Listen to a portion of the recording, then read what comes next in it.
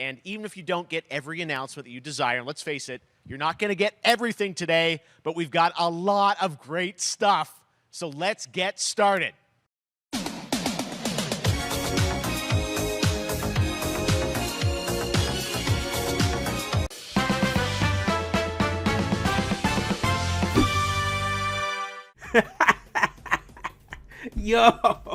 Yo, that is so funny, man. I can't believe all of you Sonic Tubers thought we were going to get Sonic Frontiers gameplay on Summer Games Fest. Like, seriously. What made you guys think that? Like, this is Jeff Keighley we're talking about. I mean, I knew they wouldn't show anything. This isn't the first time Jeff Keighley has overhyped shit. You know, just word to the wise. Anytime Jeff Keighley hypes shit, just know that it's going to be half-assed. You're not going to see what you like there. And it's like, come on, guys. Y'all played yourselves. You know, you were expecting a trailer? Honestly, were you guys expecting a story trailer? Why? We've already gotten 2 trailers last year from Sonic Frontiers. And we've been demanding since then to see some actual gameplay. Now Sega's delivering on Frontiers gameplay. And you guys want to see another story trailer of cutscenes? Like, you guys need to make up your mind. Make up your mind. Because if I was Sega, I would be pissed right now. I'd be like, yo, you guys were basically harassing us to show you gameplay for a whole year. Now we show you gameplay. You guys don't like it because it looks mid. Now you want to go back to the story because Ian Flynn's writing the story. And you know the story is going to be better than Forces. Come on, guys. You can't have your cake and eat it too. Expect to see a story trailer later on in the year. After all, with Sonic Forces, we had a story trailer like in the fall, in September, early fall. So I don't expect to see another trailer for Frontiers until like August earliest, September. So relax, this game isn't coming out until December. We've already been getting Sonic Frontiers coverage and videos on gameplay throughout the month by IGN. This is breadcrumb gameplay month now. You see, before we were getting breadcrumb on news, now Azuka's giving us breadcrumb gameplay. And let me tell you, I would much rather get breadcrumb gameplays than breadcrumb news. But anyway, I know a lot of Sonic Tubers are salty and stuff, but I still got a lot of stuff to talk about. I'm so glad I covered everything about Sonic Central, you know, IGN's video, and BC Media being a plagiarist, copying from the Geek Critique. On my previous video, if you guys don't know what I'm talking about, just watch my previous video where I talk about BC Media. In this video, we're going to talk all about Sonic Frontiers. So before I do, be sure to smash the like button, comment, subscribe, all that good stuff. Since Frontiers isn't coming out until December, most likely, let's see if we can get this channel up to 100,000 subscribers before December. We're almost there. But yo, real talk, man, Sega has been terrible. Sega has been absolutely dreadful with the marketing of Sonic Frontiers especially. Like, let's make that clear. Sonic Origins had bad marketing too. I mean, they shadow dropped the trailer in April, but since then they've been really promoting Origins, so I'll let that one go. But Frontiers, it reeks of bad marketing. Like, from Sonic Central just having a surprise announcement the day before yesterday, and it's like, no wonder you guys did it, because the Central was completely pointless.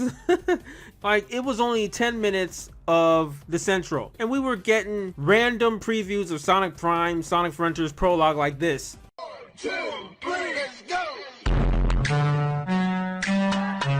I guess, like, yo, you guys just show like less than a millisecond of footage, and you call that a Central live stream? You guys could have just announced it as news, breadcrumb news. I don't know, but their marketing has been atrocious. It's been terrible, things overlapping with each other, and like, they've pushed the IGN interview tomorrow when we're supposed to get the Sonic Prime trailer. So I don't know what's going on. Poor Katie and the rest of the, you know, Hedgehog community on Twitter that runs the YouTube channel, because they're live streaming the same day of the Summer Games Fest, and I know their live chat is just going to be filled with people spamming, where's Sonic Frontiers news, where's Sonic Frontiers? But yo, that Summer Games Fest was boring. Like, for real, anytime I see these gaming conventions, especially from Geoff Keighley, it always makes me feel like I don't actually like video games, and I've been living a lie, because it's like, yo, I don't like any of these games. I don't like none of them. You know, besides Street Fighter 6, everything else I didn't care for. How the hell is the State of Play, Sony's State of Play, more hype than the Summer Games Fest? I mean, State of Play, we saw a bunch of things. We saw, you know, Insomniac Spider-Man coming on PC, Resident Evil 4 remake, Street Fighter 6, a couple of other things too. So Yeah, I hope we get a Nintendo Direct because I can't survive off the Summer Games Fest. Like, E3 needs to come back. In fact, I'm so glad they announced they're coming back next year because I would much rather just have all the gaming companies come together and give their different, announcements of games. You choose whichever one you like and compare, than just having these like isolated digital events. And there's some that'll be good, some that'll be very disappointing. They're just so disjointed, and then the Sonic Central, just imagine if Sega attended E3 and they did their own Sonic Central for E3. That would have been cool.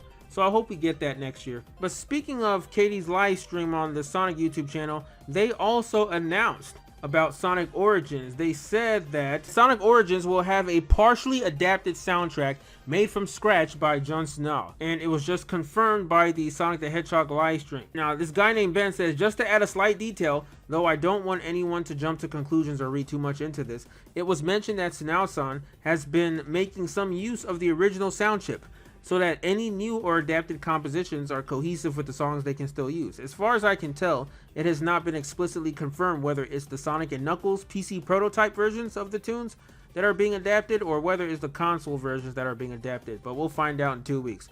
I hope is the console, because why would you need to change the PC prototype? I hope, because I'm not saying PC prototype is bad. Matter of fact, I hope there's an option where you can change it to that. But Sonic 3 Knuckles is known for its music and its Michael Jackson inspired music. Now, we all know that Michael Jackson really only worked on one track of Sonic 3, but his musicians like Brad Buxer worked on majority of the tracks. And Michael Jackson musicians will definitely make Michael Jackson like music, Like, it's the whole Stranger in Moscow thing. I can't believe people are just now realizing that Michael Jackson took the Sonic 3 credits music to use for his Strangers in Moscow. That was in his History album, because Sonic 3 Knuckles came first, or Sonic 3 came out in 1994. Strangers in Moscow, that single came out like in, I think, 1997? No, it came out in 1995. Yeah, 1995, my bad. So yeah, that was a year later, but it's just cool, the synergy with Sonic 3, Knuckles, and Michael Jackson. I think Katie said we can't use all of the original sounds from S3 and K. Jon Snow has been working really hard to adapt the original music that was composed in 1993 for Origins. So let's hope that they utilize that game a lot, because, what's Sonic 3 and Knuckles without the original music, Also, Blind Leaks is back. Now, we've gotten some exclusive Sonic Frontiers leaks. Let me play the clip right here. Well, we'll see. I got some leaks. It says that there will be an online multiplayer feature. This will be online multiplayer. It's not just a solo game. I don't know what that entails.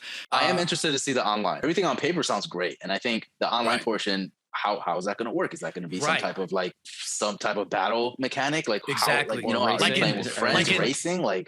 In Sonic 3, they had the competition mode. Sonic the Hedgehog 3, the original one on Genesis. They had the competition mode. It wasn't obviously online back then, but it was couch co-op. But is this online multiplayer going to be open world multiplayer where you're playing with everybody in the open world? Is there some sort of hub that you can go to? Cool. What is it, or is it just like an online multiplayer mode? Where it's some like a competition mode or a racing thing, just like you guys said.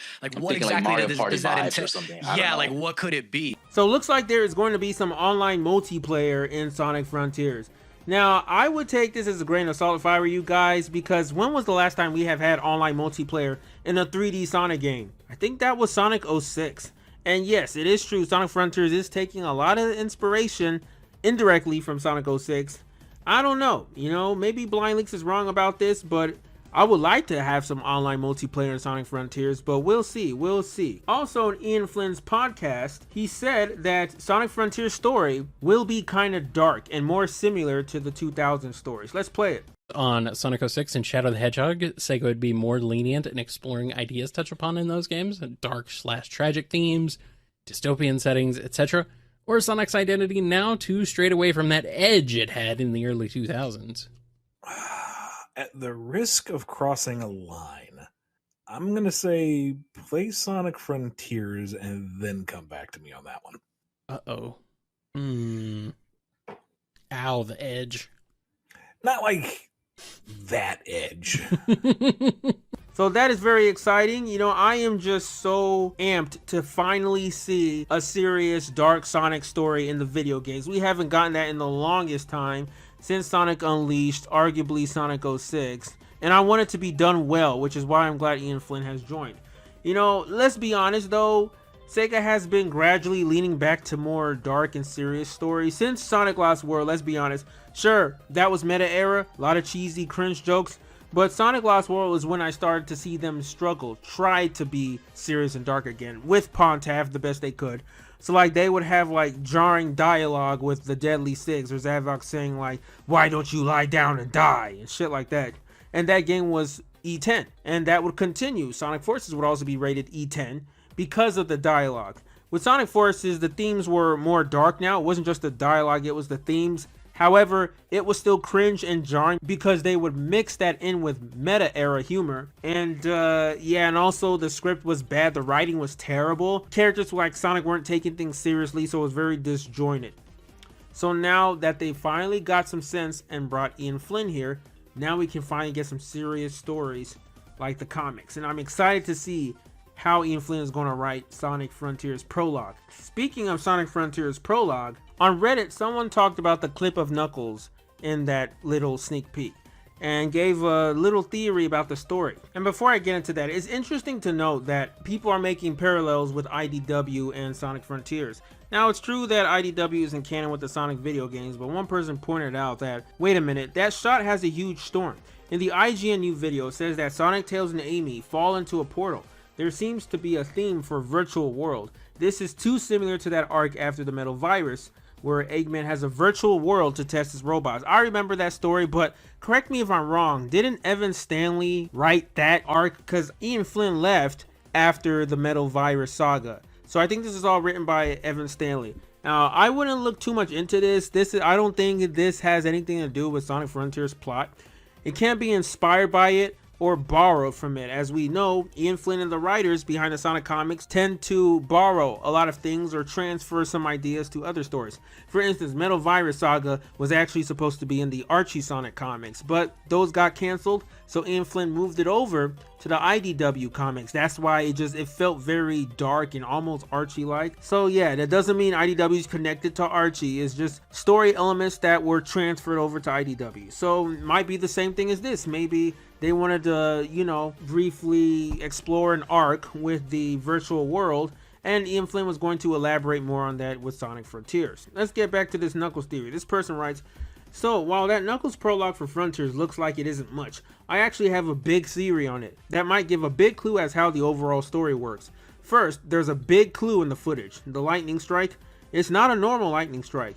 It's a cyberspace phantom, ruby, etc. thing.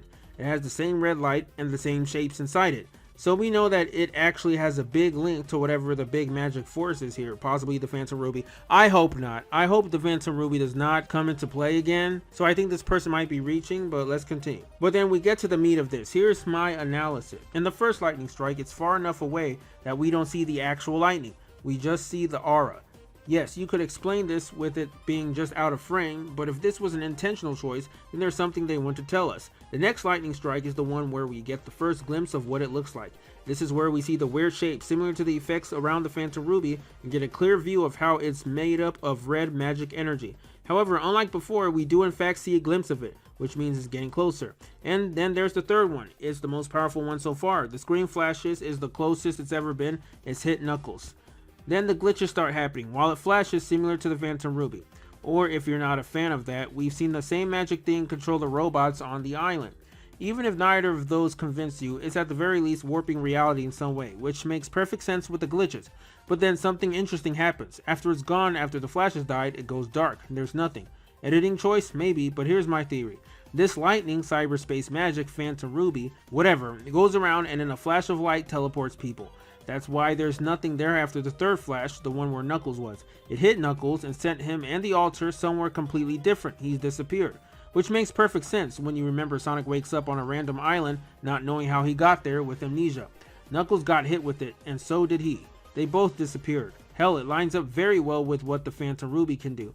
Except that's not it, because we also know that Sonic, Amy, and Tails get sent to the islands via a wormhole, which isn't lightning.